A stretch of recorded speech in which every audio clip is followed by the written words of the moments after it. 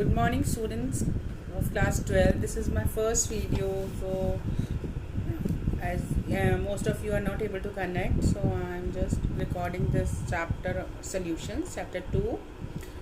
So we have been studying this chapter. We have done the introduction and some concepts of this molality, mole fraction. Again, I would like to revise these concepts.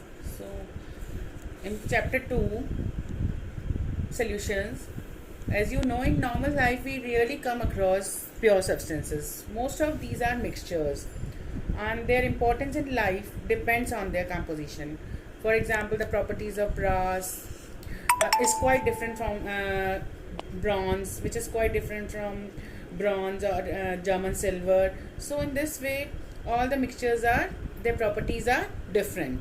Here in this, first of all, I would like to explain what is a solution. Solution is a homogeneous mixture of two or more solution. It consists of how many components? Two components, solute and solvent. The component which is present in larger proportion is known as solvent, and the component which is present in smaller proportion is called solute. And we will be dealing with only with binary solution, that means solution containing two components. Now, types of solutions. In types of solutions, if the dispersion medium is gas, so you can learn this table by your own. I have already discussed in your Zoom classes. Gas and gas, air, mixture of oxygen, nitrogen, liquid and gas, water vapor. Liquid and gas का example आपको आना चाहिए. What is the example of liquid and gas? Chloroform mixed with nitrogen gas, solid in gas, camphor in nitrogen gas. And now, if the liquid is a dispersion medium, then the example will be gas and liquid ka, oxygen dissolved in water, liquid, ethanol dissolved in water, solid in liquid, glucose dissolved in water.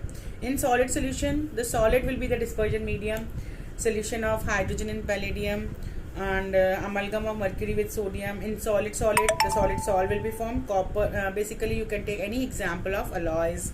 So copper dissolved in gold, or brass, bronze, any alloy you can take. Now the next topic is expressing the concentration of solution. First method of expressing the concentration of solution is mass percentage. What is mass percentage? It is defined as, its formula is amount of solute upon total amount of solution into 100. So mass of solute per 100 gram of solution will give you the mass percent.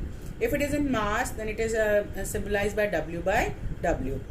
For example, 25% of NaCl solution means 25 gram of NaCl is dissolved in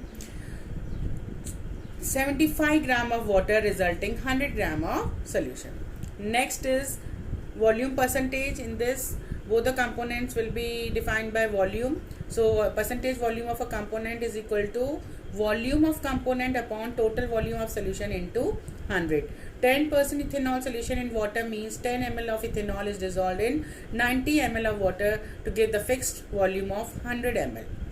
Mass by volume, here one of the component will be in gram, another component will be expressed in volume. So if solute is in gram and total solution is in ml, then this expression is used. ppm is used. ppm, what is the full form of ppm?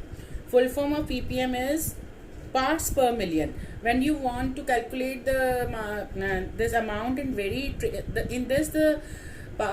the solute is present in a very lesser quantity, in a tracer quantity, then this expression is used. ppm ka formula is number of parts of component upon total number of parts of component of solution into 10 raised to power 6.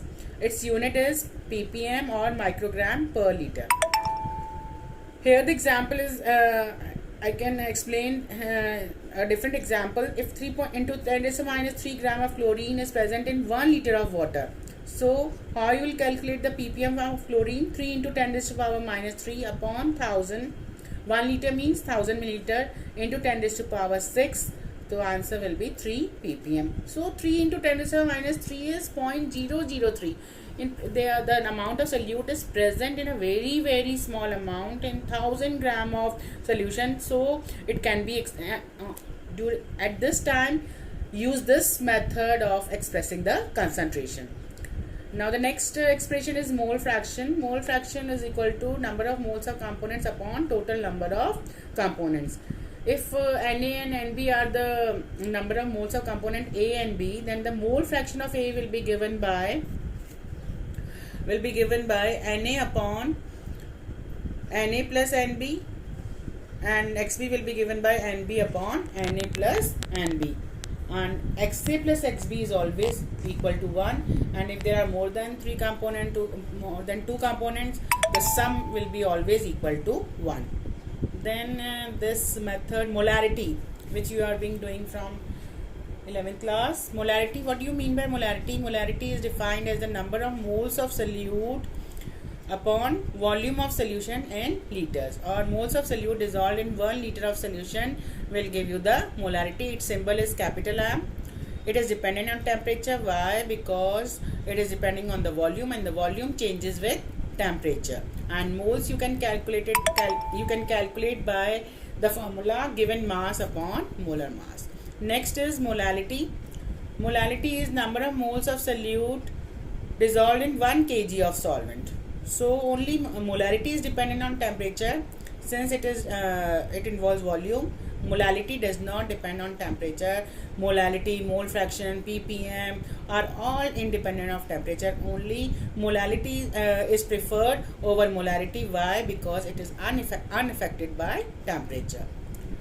So this was the one topic. Now the next topic also we have discussed in Zoom. So few of you have been able to disconnect.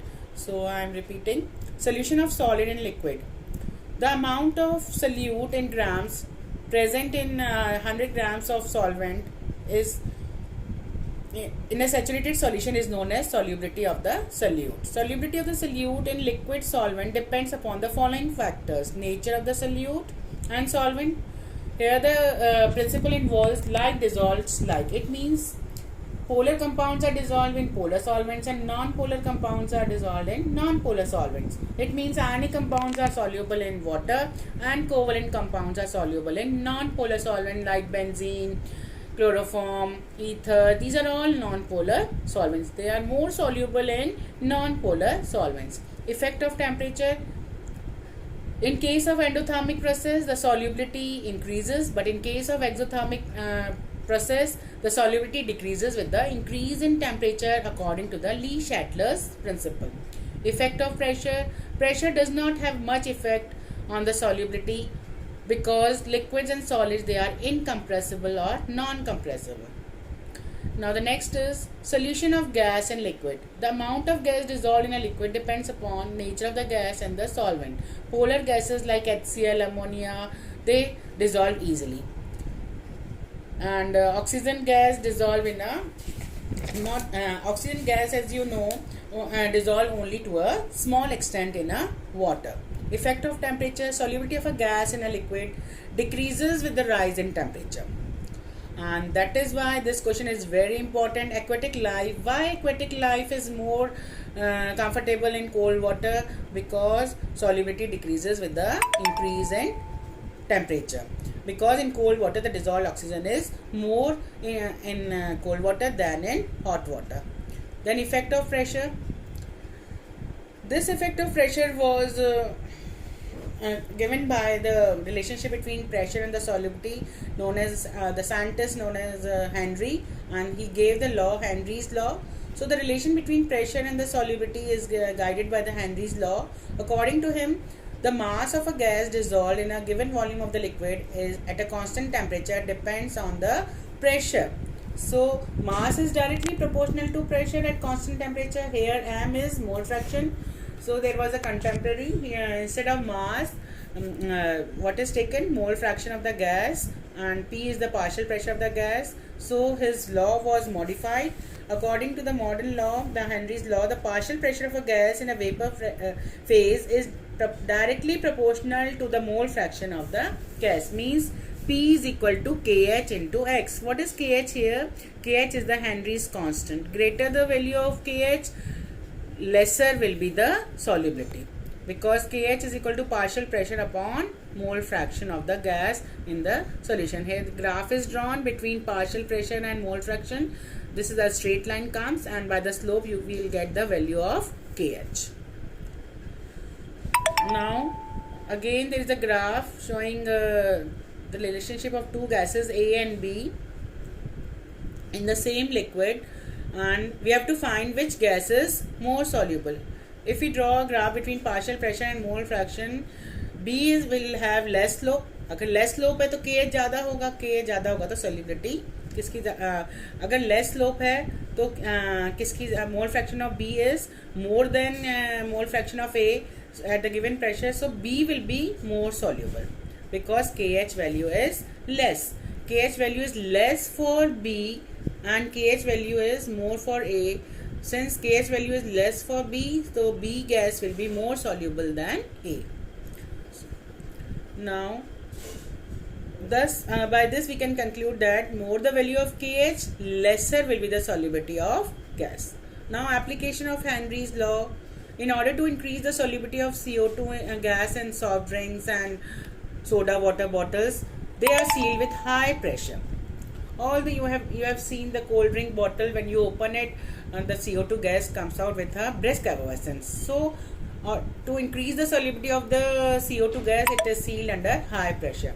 Oxygen is diluted with helium, and it is used by scuba divers to avoid pain, to reduce the painful effects called bends during decompression while returning to the surface. When they return to the surface, the pressure decreases and all the gases, nitrogen gas, they dissolve in the blood and they form bubbles, and which causes painful effect for the human beings. And to avoid from the bends, they carry, the scuba divers, they carry oxygen gas diluted with helium. During respiration, oxygen is inhaled and the partial pressure of oxygen is high and in lungs, and due to which oxygen gets diffused into the blood, and at the tissue level what happens, CO2 diffuses into the blood from the cells. And at last, fourth application, due to the low partial pressure of oxygen at high altitudes, they cause weakness in our body, so the climbers, they carry oxygen cylinder. Next topic is vapor pressure of pure liquids. What is vapor pressure of pure liquids? The pressure exerted by vapors in equilibrium with its liquid at a given temperature is known as vapor pressure. There are two pressure. One is partial pressure and one is vapor pressure. What is partial pressure? Partial pressure is the pressure exerted by the individual gas. And what is vapor pressure? It is the pressure exerted by the vapors when it is in equilibrium with the liquid or solid at a given temperature. What are the factors by which vapor pressure depends? Nature of liquid, yes. When the intermolecular force of attraction are stronger, then the vapor pressure will be low. अगर intermolecular force of attraction strong होंगे तो क्या होगा? Vapor pressure कम हो जाएगा, क्योंकि ज़्यादा strong है तो volatile कम होंगे, और अगर weak intermolecular force है तो उनका vapor pressure ज़्यादा होगा. Temperature, more the temperature, more will be the vapor pressure. Boiling point क्या होता है? It is a temperature at which the vapor pressure is equal to external applied pressure. If the external pressure is equal to the atmospheric pressure, then it is called as normal boiling point. Now, liquid and liquid solution. The solvent being a liquid is normally volatile. जो भी solvent liquid form में है वो volatile होंगे, and salute जो होते हैं जो ऐड किए जाते हैं लिक्विड में वो या तो वोलेटाइल होंगे या नॉन वोलेटाइल होंगे. तो रॉल्स लॉ एक साइंटिस्ट ना, उसने ही gave the Raoult's law for volatile components in which he has taken two volatile liquid components. Both the solute and solvent are volatile, or both the liquids are volatile. So as per the Raoult's law, for a homogeneous solution of miscible volatile liquids, the partial pressure of each component is directly proportional to the mole fraction, and the constant proportionality is known as vapor pressure of such component. So what is Raoult's law? Again I will tell. According to the Raoult's law, he states that the solution of volatile liquid, the partial vapor pressure of each component of the solution is directly proportional to the mole fraction. Let me tell you the Raoult's law expression.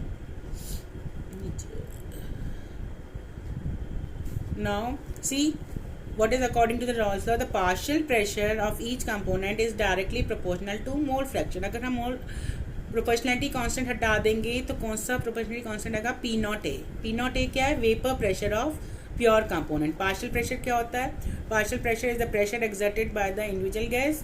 Vapour pressure क्या होता है, the pressure exerted by vapours in equilibrium state. So partial pressure of each component is directly proportional to its mole fraction. अगर component for component A, PA is equal to P naught A into XA, and for component B, PB is equal to P naught B into XB. So according to the Dalton's law of partial pressure, total pressure क्या होगा, what will be the total pressure? Dalton ने क्या कहा था, the total pressure over the solution phase is in the container will be the sum of the partial pressure of the component of the solution given by, total pressure will be given by partial pressure of A plus partial pressure of B. And partial pressure of A क्या था, P naught A XA. partial pressure of B क्या है, P naught B XB. and PT क्या हो जाएगा, XA की value लगा दो 1 minus XB, because XA plus XB is equal to 1. तो XA क्या हो जाएगा, 1 minus XB plus P naught B into XB.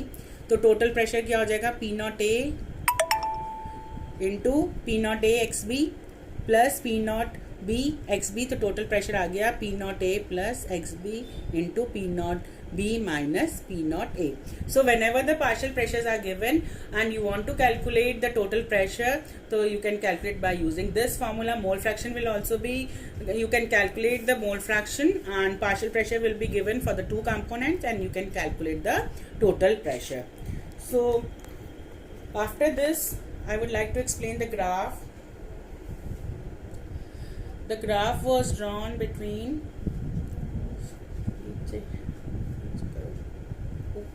नीचे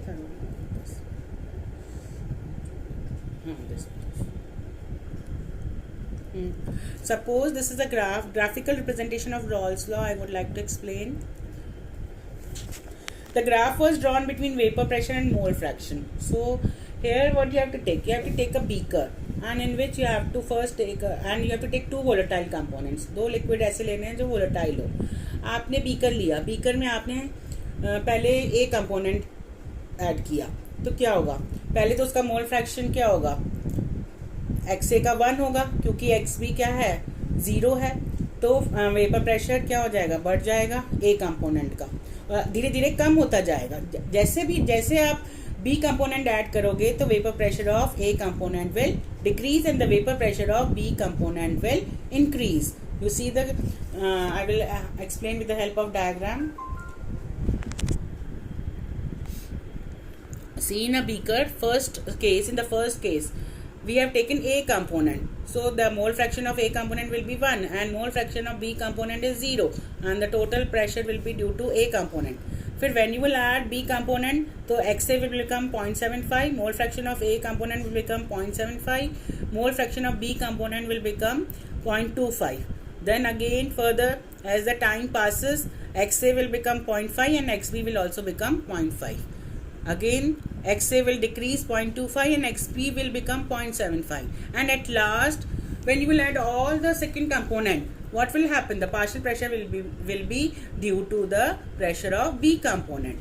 So if the pressure of B component is, sometimes the pressure of B component is greater than the A component, the total pressure increases, and if the pressure of B component is less than the pressure of A component, and the total pressure decreases. So by this graph we can say that in the first case, the dashed line first case shows the partial pressure of a component A is directly proportional to XA. In the second case also, the partial pressure of B component is directly proportional to mole fraction of B component, and this third line, straight line, shows the total pressure increases because of sum of the partial pressure of A and B. So this was the graphical representation of Raoult's law. Now the next I will explain you in my next video. Wait for the next video. Thank you so much.